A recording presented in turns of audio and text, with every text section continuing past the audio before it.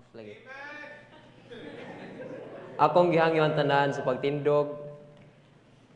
And please open your Bibles in the book of Ecclesiastes chapter 9 verse 10. Say amen if you're there. Ecclesiastes chapter 9 verse 10. The Bible says, "Whatsoever thy hand findeth to do, do it with thy might, for there is no work, nor device, nor knowledge, nor wisdom in the grave whither thou goest." Let's pray. Heavenly Father, Lord, please bless your word tonight. Guide my lips and my tongue, Lord. I can do nothing without you, Lord. In His name I pray. Amen. Please be seated. I believe ang kaning atong pagabatanon mao ni ang pinaka-the best na time para ipagamit o gihatag sa Ginoo. Ingon sa verse natong gibasa, "Whatsoever thy hand findeth to do, do it with thy might." Thus, the title of a message tonight is "Giving Our Best for the Lord." Atong ihatag atong pinaka-the best diya para sa Ginoo.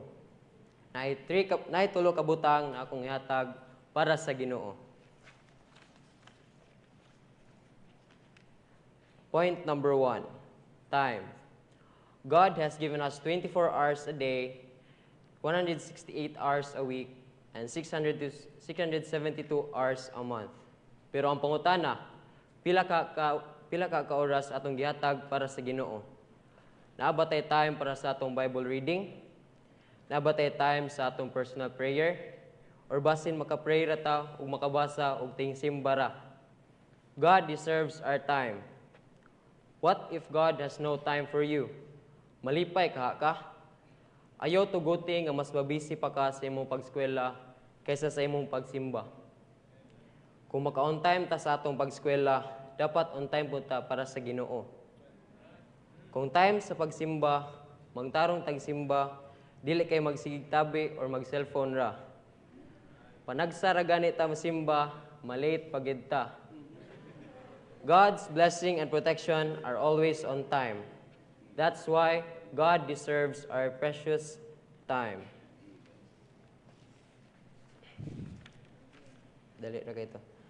Point number 2, talent.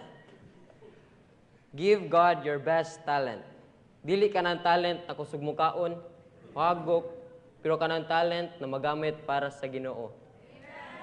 Kung nindot kag tingog, pwede nato ipagamit sa choir, kung talented ta sa instruments, orchestra, and pwede po sa extension class. Sad to say, dagay yung people karon na mas active sa pagskwela kaysa sa pagsimba. Active kayo mag-MC sa eskwelahan, pero pag abot sa young people's program, dili mo participate. Magtago-tago, maglikay-likay ra. Tana kung sa taka-active o talented sa eskwelahan, inana po ta sa simbahan. God deserves our talent. We are to please God with talent rather than to please man. It is God who gave us talent. That's why we should use it for His honor and glory.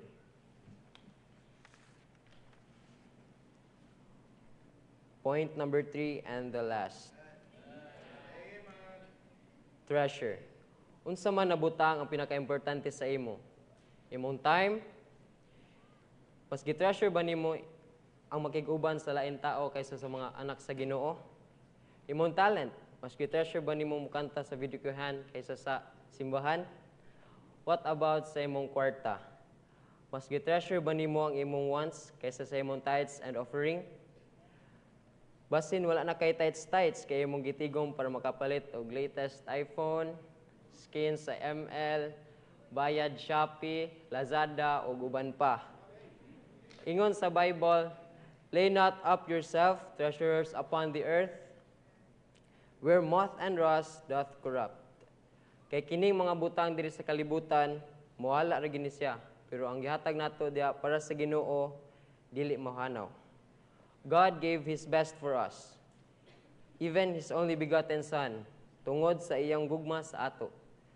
Kita, andam ba tayo hatag sa Ginoo ang mga butang na naa sa ato?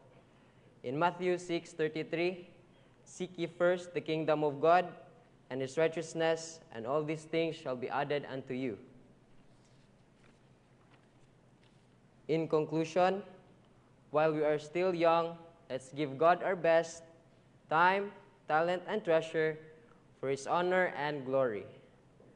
Let's pray. Lord, salamat sa privilege na makapreach ko ganun, Lord. Please bless the remaining activity for tonight, Lord. So we pray, Amen.